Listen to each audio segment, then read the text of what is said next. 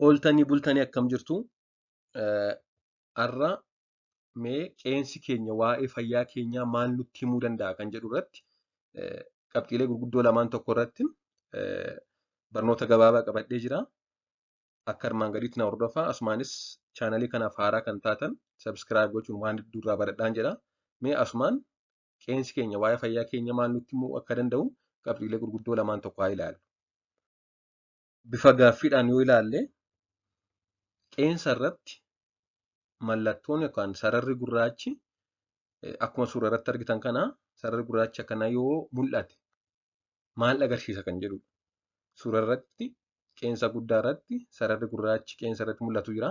Wanta akkasii yoo qeensa keenya irratti mul'ate maal agarsiisuu danda'a kan jedhu yoo ilaalle qeensa irratti mallattoon yookaan sararri gurraachi akkasii yoo jiraate keessumaa yoo qeensa tokko qofa irratti mul'ate qeensa tokko qofa irratti akkasumas bal'inni isaa babal'achaa kan deemu yoo ta'e kana malees yeroodhaa yerootti gogaan qeensa sanaa dabalataa kan jiruu fi akkasumas qeensa sana furdisaa fi miidhaa irraan gahaa kan deemu yoo ta'e tarii kaansarii gogaa qeensa irraa ta'uu waan danda'uuf ogeessa fayyaa mariisuun barbaachisaadha.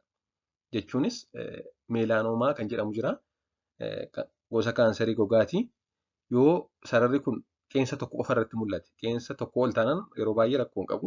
Qeensa tokko qofa irratti akkasumas babal'ataa akkasumas immoo qeensa sana bal'eessaa akkasumas gogaa naannoo qeensaa kana dabalataa deemnaan ogeessa fayyaa mariisuun baay'ee barbaachisaadha jechuudha.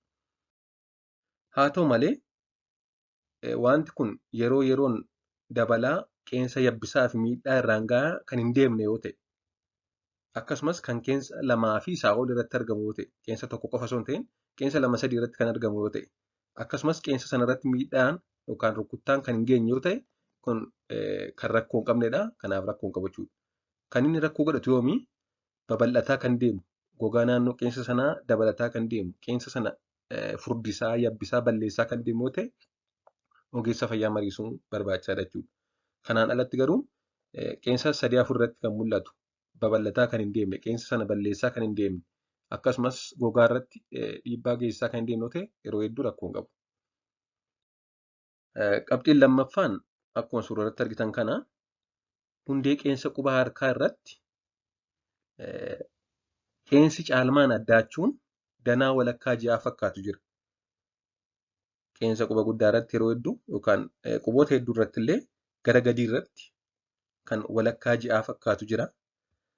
Tariitii namni tokko qeensa isaa irratti kana hin qabu yoo ta'e maal agarsiisuu danda'a kan jedhudha.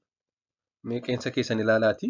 Yeroo qeensa keessan ilaaltan immoo qeensa guddaa irratti quba guddaa irratti gara gadii irratti qeensa sana keessaa garri gadii kan addaatu jira.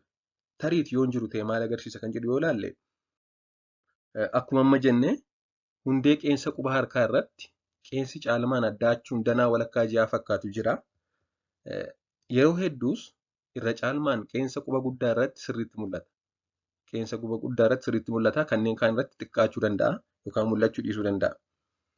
Bakki kun kan xiqqoo qeensa gara olii irraa addaatuuf sababa bakka seelonni qeensa haaraan irraa maddan akkasumas irraa maddanii kan duraanii qeensa duraan ture bakka bu'an waan ta'eef bakki kun ni addaata jechuudha. Qeensa duraan ture seelonni haaraa bakka bu'aa yeroo deeman seelonni haaraa kun in addaatu. Booda garuu addinni isaanii badee gara qeensa olii fakkaataa deemu jechuudha. Sababa kanaaf qeensi keenya garri gadii garri beezii isaa ni addaata. Namoota tokko tokko biratti garuu gogaan hundee qeensaa boodatti argamuun haguugamuun mul'achuu dhiisuu danda'a. Bakki adii kun gogaan hundee qeensaa gara gadii biratti argamu sun dheeratee bakka adii kana uwwisuudhaan dhoksuu danda'a jechuudha. Akkuma amma jenne tariitii bakki adiin kun gogaa qeensa gaditti argamu sanaan haguugamee dhokachuu danda'a. Kanaan alatti garuu tariitii bakki kun hin jiru taanaan qeensa keenya irratti gogaadhaanis kan hin haguugamne taanaan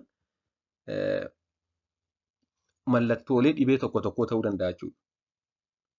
Fakkeenyaaf hanqina vaayitaaminootaa kan akka B12, foolet jedhamanii akkasumas hir'ina dhiigaa hanqina hir'iniin dhufuu akkasumas immoo dhibee kalee, dhibee sombaa, dhibee turuu fi kan kana fakkaatan jiraachuu agarsiisuu mala waan ta'eef tarii qeensa keenya irratti mallattoo kan argine akkasumas dabalataan mallattoon biraa yoo jiraate fakkeenyaaf namni hanqina dhiigaa qabu tokko mallattoo agarsiisu qaba.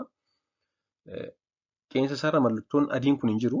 Bakki adiin kun hin jiru dabalataan mallattoo dhibeewwan adda addaa yoo ofirratti arge ogeessa fayyaa mariisuun barbaachisaadha jechuudha. Haa ta'u malee mallattoon kun dhibuun qofti mallattoo dhukkubaa miti. Mallattoon kun dhibee dabalata mallattooleen biraan jiraannaan ogeessa fayyaa mariisuun qoratamuun barbaachisaadha. Dhibeewwan adda addaa wajjin waa wal qabatuuf. Ammaaf qabxiilee gurguddoo kana lamaan qofan qabadhee jira. Kan qeensa irratti mul'achuudhaan waa'ee fayyaa keenyaa himu. Kanneen kana malee hedduutu jiru. Isaan kana mata duree itti aanutti waliin ilaalla. Sabiskiraayib gochuun maatii ta'a. Gaaffiif yaada qabaannaan koomentii jala kaa'a. Waan dhaggeeffattaniif hedduu galatooma. Turtii gaarii.